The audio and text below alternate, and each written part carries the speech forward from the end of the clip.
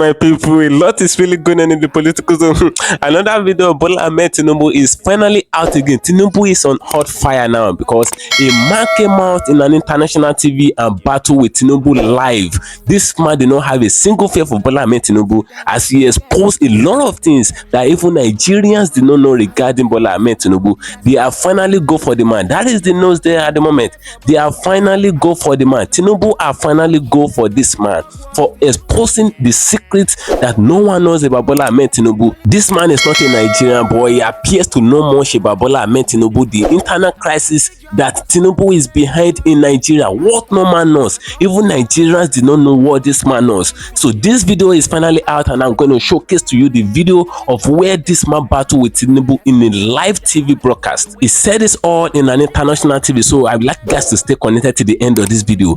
Ensure you share this video if you can share it to different social media platforms, and if you can share it, like it, give it a thumb up so that YouTube will recommend it for us. We'll be there, stay connected. I'm coming back again.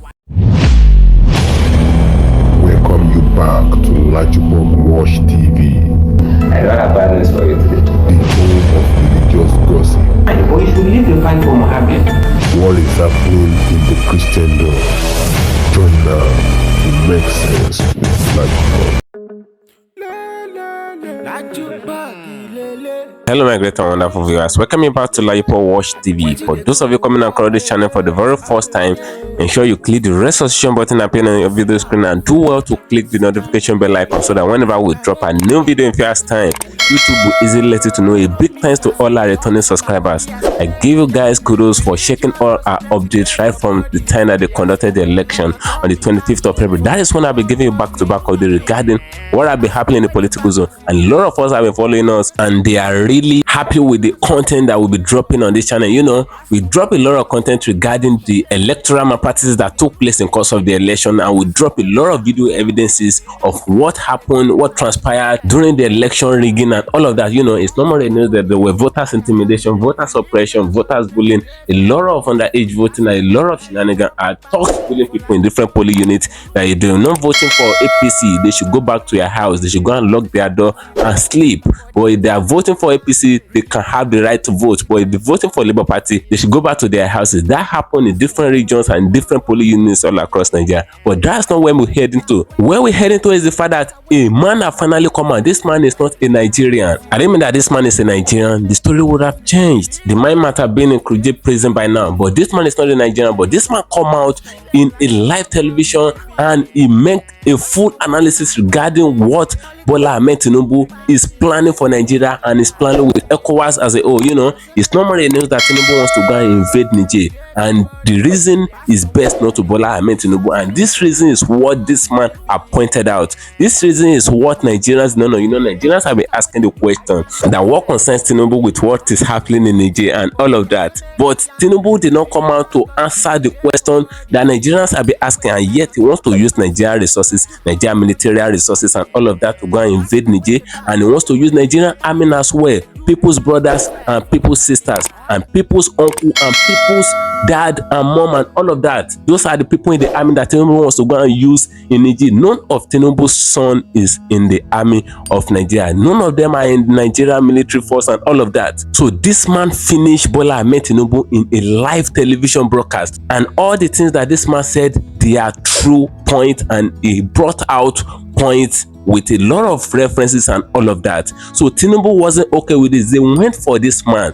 Tinubu went for this man in order to bring him down due to the secrets that he revealed in a live television broadcast, and international television precisely. Had it been arrested Nigerian television, Tinubu would have shut down the television station and he might have even called them to bring down the video. But this video is still on media, and I'm bringing down to you the video of where this man showcased the secrets that Tinubu have with all that ECOWAS president and all of that. The main reason why they want to go and invade Niger without Nigeria gaining anything, and yet they want to use Nigerian money even when Nigeria is in total poverty. They still want to use Nigerian money to go and fight war in where they did not need them. When COUP took over Burkina Faso, ECOWAS did not go to invade Burkina Faso. When COUP took over Mali, ECOWAS did not go to Mali to invade Mali and all of that. But the moment COUP took over Niger, they all put up their forces. They said they want to go and invade Niger. That shows that there is something fishy. There is something Nigerians and other West African countries citizens did not know that is between this ECOWAS president. So there is something in Niger. That is why they want to go and invade Niger. Why did they not invade Burkina Faso and Mali when COUP took over Burkina Faso and Mali? But when it comes to Niger now, they pull out their forces. They want to go and fight Niger. This man explained everything and he showed us the reason why Tinubu is eager to invade Niger. So this man make the full analysis. So Obidient, I would like you guys to stay connected to the end of this video. If you can share this video, ensure you share it, let it go viral. And if you can't share it, just do well to like it, give it a thumb up so that YouTube will recommend it for us. The secret of Tinubu is out. Come and see the video. Stay connected as you watch the video. I'm coming back again. What has been happening in the West African sub-region is nothing but institutionalized coup d'etats. He makes a distinction between military coup d'etats and what he calls institutional coup d'etats. When he describes institutional coup d'etats as occurrences which enable sitting head of state to violate the constitution with impunity, to extend their term limits from 2 to 3 and so on. It says West African leaders have been looking on as these so-called democratic dictators violate national constitutions. When action is taken to correct this, then they wake up all of a sudden. Look around the West African sub-region. Look around. Right now as we speak, one of the West African leaders, Macky Sall, is behaving worse than a bull in a china shop, arresting innocent citizens, dumping them in prison, firing tear gas on protesting people and so on. West African leaders have not seen these clear violations of the rights of the people of Senegal. He's managed to put his only viable opponent in prison and so on. West African leaders are not complaining. Now, at a certain point, Islamic insurgents had managed to seize more than 50% of the land territory of Burkina Faso. West African leaders were not worried. As far as West African leaders were concerned, that was democracy. More than 50% of the land territory of Burkina Faso had been seized by Islamic insurgents. West African leaders were not worried at all. West African leaders looked on as the Malian president behaved with impunity, shooting into demonstrators, arresting his opponents, and so on. They looked on. They were quite comfortable with that. They looked on as the president in Guinea continued to misbehave. He completely was misbehaving. They had no difficulty with that. But as soon as the military intervened to stop the killing and to stop the wanton destruction of life and property, West African leaders wake up.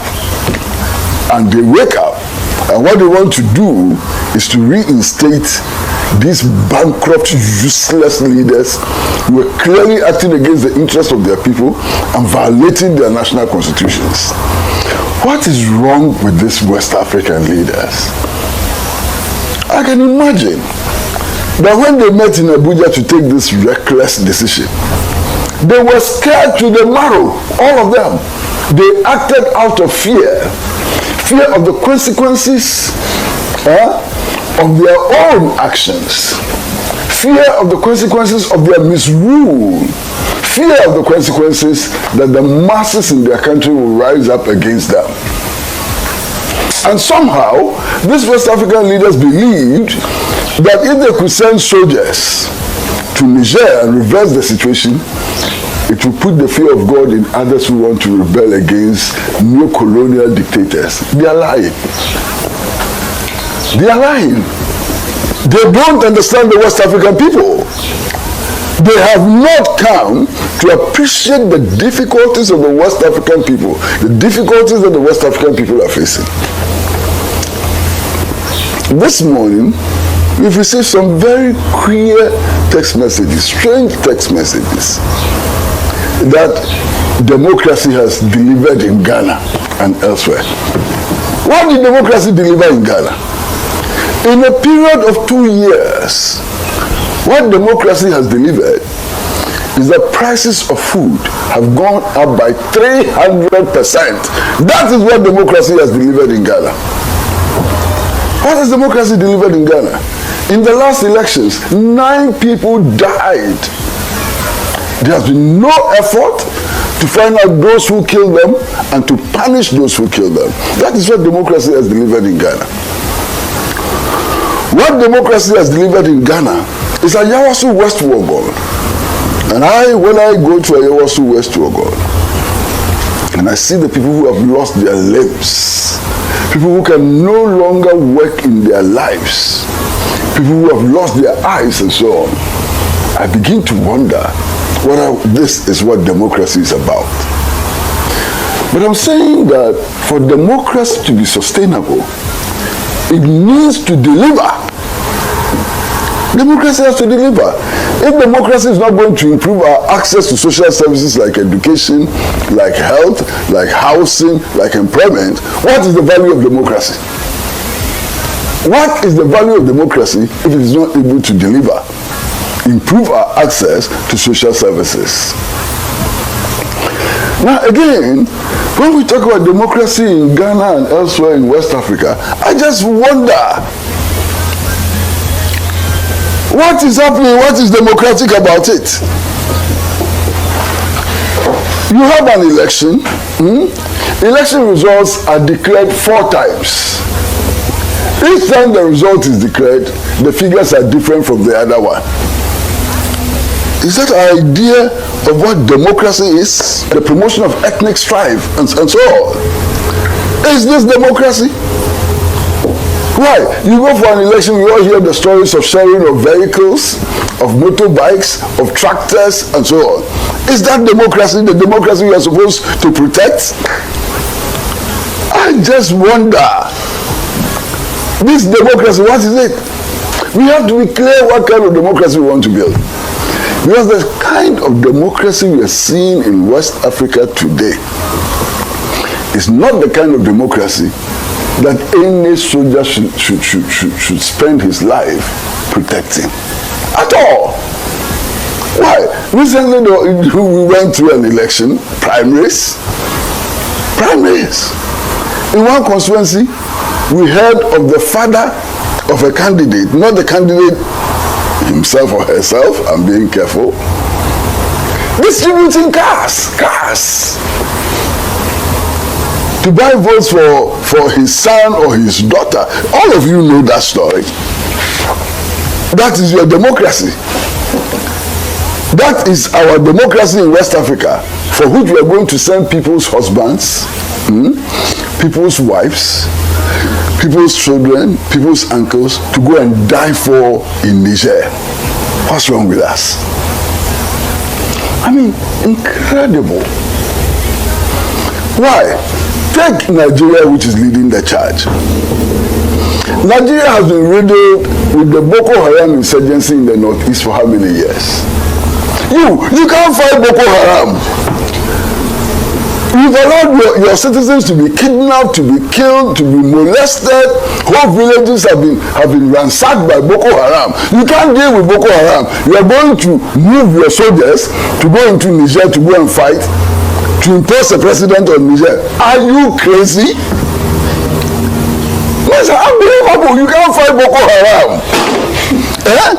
Boko Haram is already too much for you. Boko Haram is beating you to the ground in the northeast. And then you run away from Boko Haram. You hold a meeting in Abuja to prepare to go and wage war on Niger. What are you taking the people of Nigeria for? Are you mad? Are you crazy? You can't fight Boko Haram. Boko Haram, you can't fight them. They don't have any aircrafts.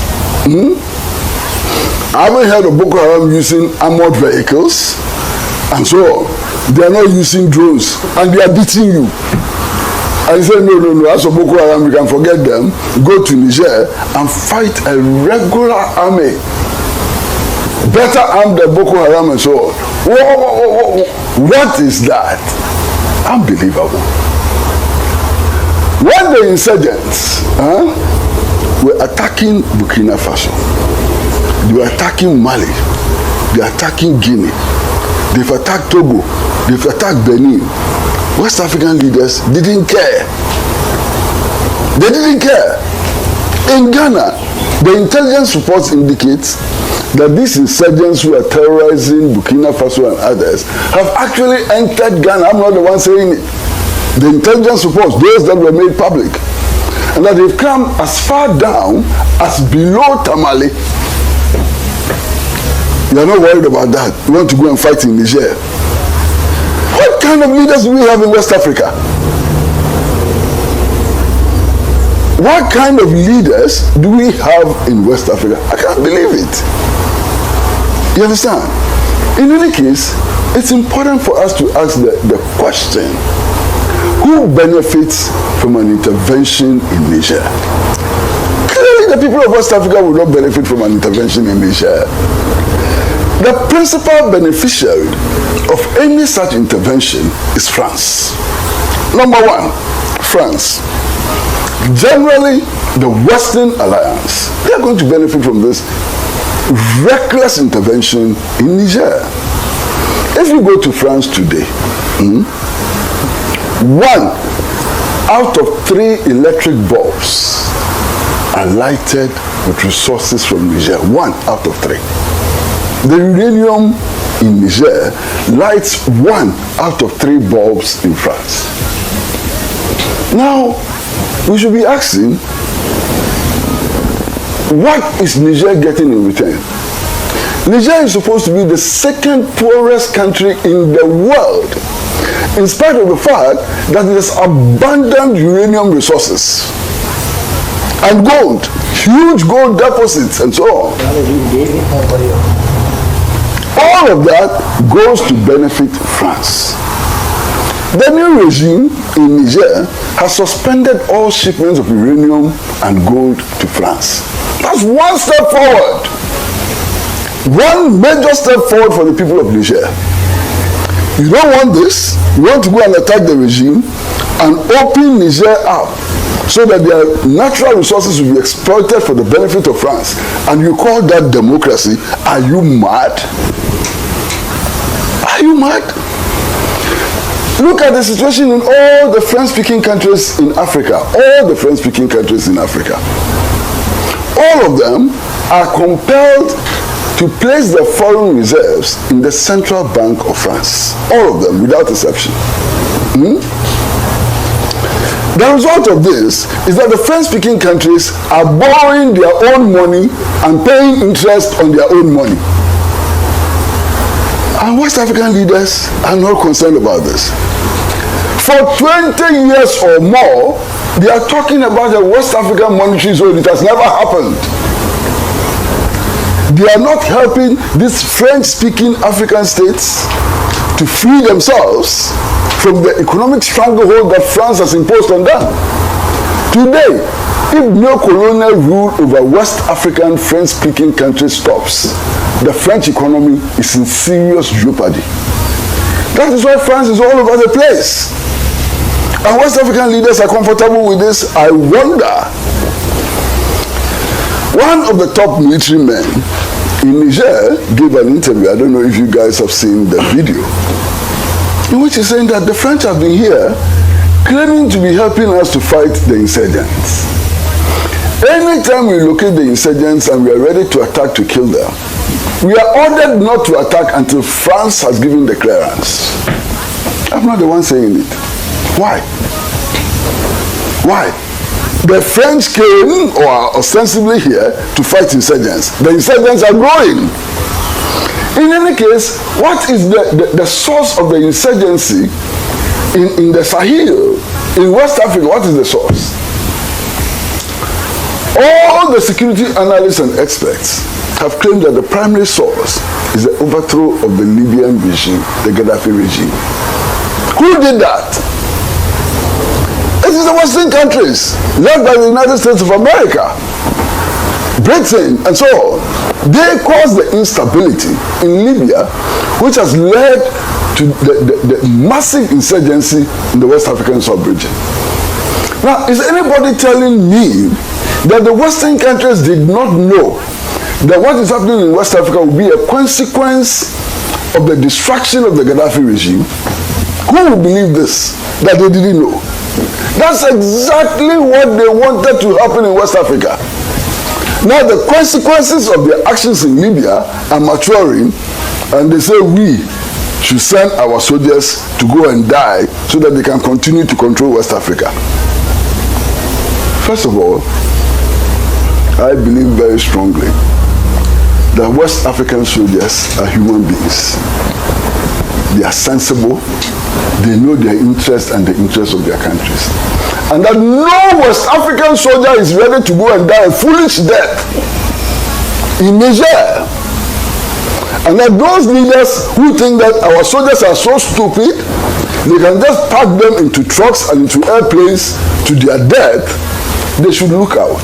Our soldiers are not that foolish. They will go. And there will be consequences for any reckless deployment of soldiers in Niger. You think that the soldiers, when they go to Niger, they are going to dance tango and come back? You are sending them to go and fight, to shoot and to be shot. And which soldier is going to go to Niger and shoot and be shot just because some God-forsaken head of state has been overthrown? They shouldn't make that mistake. They should never make that mistake, because it ain't going to happen. And if they insist on sending their soldiers to go and die in Niger, there will be consequences. Consequences, some of which we cannot predict, but they definitely will be severe consequences for all of us in West Africa. Look, the security situation in West Africa is very dire. As a result of the destabilization of the Libyan regime, today we have the Azawad Liberation Movement. The Azawad Liberation Movement is seeking to establish the independent Republic of the Azawad. And they are claiming many territories of West African countries for the establishment of the Azawad Republic. Mali is affected, Guinea is affected, Burkina is affected, many others are affected. Okay? So the Azawad insurgency is on and having repercussions on the economic conditions in many West African states. Then, of course, you have the Islamic insurgents also operating. And as I said earlier, these Islamic insurgents have come very close to us. Northern Togo has been attacked. Northern Benin has been attacked. In fact, La Côte d'Ivoire is in their sights, and Ghana is in their sights. And we are sitting here thinking about attacking Niger. That's what our leaders are thinking about, attacking Niger. Look, if you take Nigeria alone, Nigeria has half the population of West Africa. A lot of people don't know. The whole of West Africa, Nigeria alone, has half the population of West Africa. Nigerian population is estimated between 230 and 240 million people. Ghana is the second most populated country in West Africa with a population of only 31 or 32 million people. You understand? The crisis in Nigeria, as at now, threatens the whole of the sub-region. Boko Haram insurgency in the northeast, low-intensity civil war in the Niger Delta, and a striving secessionist movement in the east. Nigeria is in crisis. Okay? That alone is problem enough.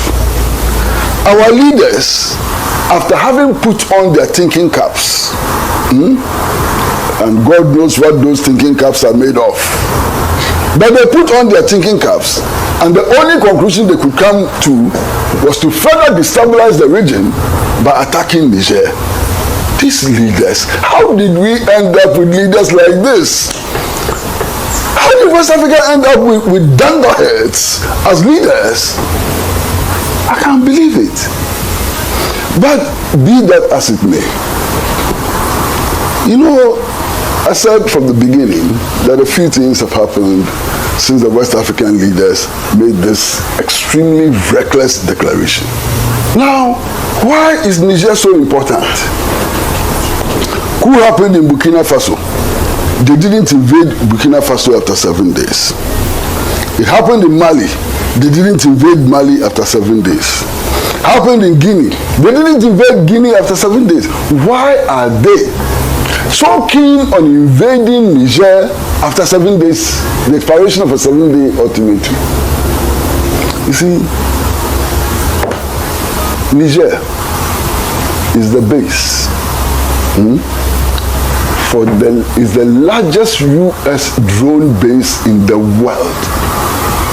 Largest. Now, drone bases, what are they used for? Are they used to manufacture chocolates? Drone bases are used to prosecute war. And the drone base in Niger is so strategic for US interests. I've already spoken about Liberia. And the president of Liberia, I didn't know he was so sensible. He may be making other mistakes, you know, but on this issue, he's proven to be one of the few sensible leaders in West Africa.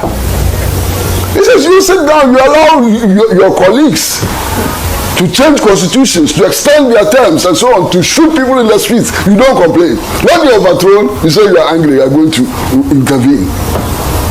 So these are some of the international reactions which are pouring in. And I think that our leaders had better wake up and listen. Thank you for staying connected, my great and wonderful viewers. I believe you really hear what that man said in course of this video. You know, that man is not a Nigerian, so he know much about Bola Ahmed Tinubu. He know much about ECOWAS. He's also a public figure. You know, the man said everything. Why is it that Tinubu wants to go and invade Niger, even when the Nigeria House of Assembly declined the fact that they should go and wage war against Niger? Tinubu said he's still going to wage war against Niger, even when the Senate said no. That shows that there is something fishy regarding the war that ECOWAS want to go and wage against Niger, which Tinubu wants to go and wage against Niger. When COUP took over Mali, they didn't wage war against Mali. When COUP took over Guinea, they didn't wage war against Guinea. When COUP took over Burkina Faso, they didn't wage war against any of these 3 African countries. But when it comes to Niger now, all of them said they are going to wage war against Niger. That shows that they are after the uranium of Niger. Niger is the only country that provides the highest number of uranium. You know, Niger have uranium as their mineral resources and all of that, and you know, France have been beneficial to this because France colonized Niger. According to the word that man said, he said out of the 3 bombs of France, he said 1 out of the 3 bombs is got it from Niger uranium and all of that, and yet Niger is not increasing in terms of economy and all of that. The politicians in Niger, they are eating everything up. Even according to report, they said the president of Niger that was kicked out of the place for coups to take over, they said the president sold an uranium that was $280 million and remitted just $11 million to the Niger pulse, you know, and Niger people have been in total poverty. They have been suffering right from time. There are economic crisis and there are a lot of people dying of hunger in Niger. So the coups took over, and the moment the coups took over, the people of Niger said they are okay with the fact that the coups took over because they believe that there will be a better nation because the coups will regulate things. That is what they feel, and even when they heard the fact that Tinubu wants to come and invade Niger and remove the coups there and submit them back to the democratic government that they were doing before and all of that, the people protested the moment they heard that ECOWAS want to come and wage war against the coups that took over their country. They said they are okay with the coups that take over their country. That shows that these people in one voice, they are saying that they love the coup that took over their country. They are not okay with the democratic government that Tinubu wants to come and restore. You know, this same man asked questions regarding the fact that there are internal crisis in Nigeria, there are internal crisis in Ghana, but Nigeria own is the chief crisis as far as this ECOWAS crisis is concerned.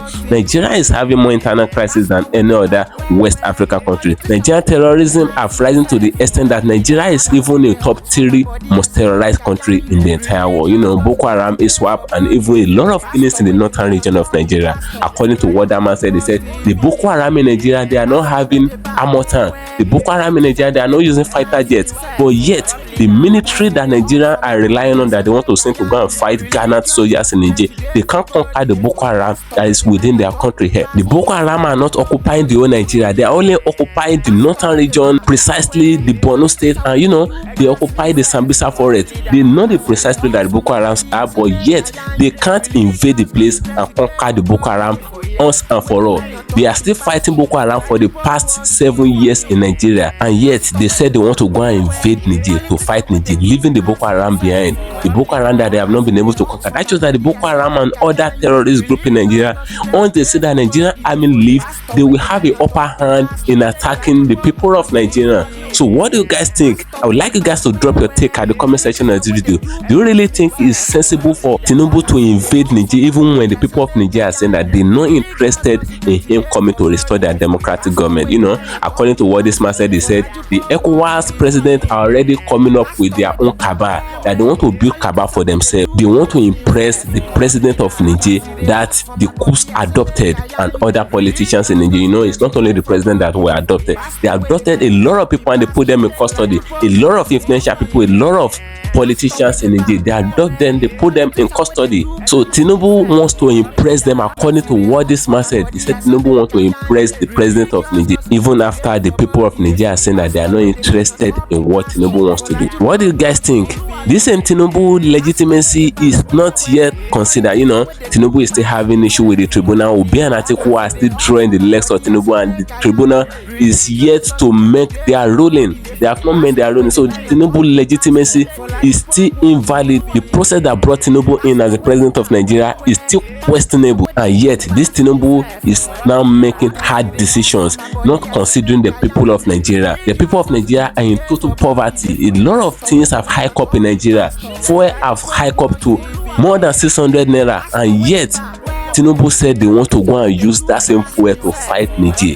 The fuel that is not in Nigeria, the food that is not in Nigeria, he will feed the soldiers that are going to Niger. So he's using all these Nigerian resources, not considering the people of Nigeria that he is serving. The people are dying of hunger every day. Some people are not trekking to work. People cannot afford transportation and all of that again. Yet their president did not consider all this fact. He believes that he impressing the president of Niger now is his topmost priority. He did not have his people in mind. Now the president of France, Macron, and even Biden, the president of the United States of America, they are giving Tinubu their external support so that he can invade Niger. They are pushing him forward because Macron believes that the military that took over Niger, they will never allow their uranium to come to France again, and France cannot survive. The economy of France cannot survive without the uranium of Niger. That is why Macron is giving Tinubu external support to go and wage war against Niger Republic, so that they can restore their democratic government, so that they can have access to the Niger uranium and all of that. Now a lot of people are writing letters to Tinubu that Tinubu should settle this amicably with the coup that took over Niger, because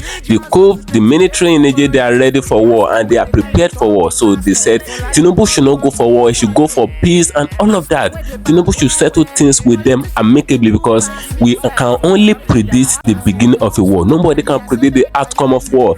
Ukraine and Russia war, they thought, even Putin himself thought it's going to linger for like 2 weeks, but the war extended and lingers to more than a year now. Russia and Ukraine, they are still in the war, so nobody can predict the outcome of war. It lingers to when we're not even expecting. So what do you guys think?